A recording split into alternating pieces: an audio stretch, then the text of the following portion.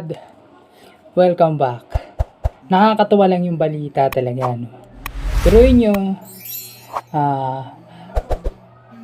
positive testing si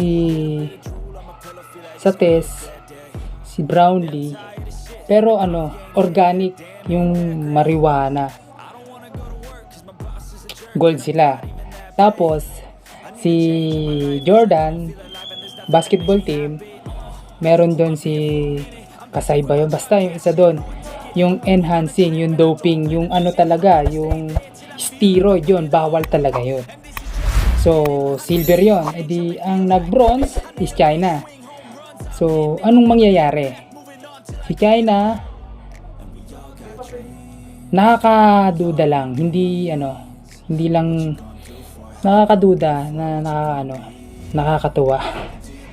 Pero tinan nyo, sa ibang sports din, sa Philippine team din to, nag-positive din sa doping. Pero yung B-sample niya, to be test pa, wala pa yung result. So hindi naman siya nakakuha ng gold kung hindi man siya nga nakatapos yata ng karera. So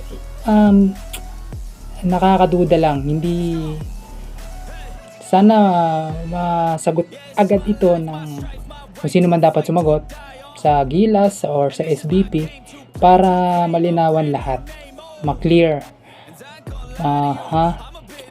Nakakaduda kasi talaga, kasi pag pera talaga pinag-usapan dyan, madali lang pag may pera talaga.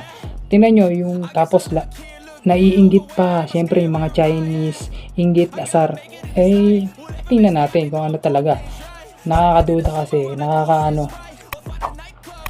ako, sa akin lang parang ewan so hopefully masagot ng SBP kung ano mang dapat isagot nila sa mga pangyayaring ito. Nakakagulat kasi. Thank you.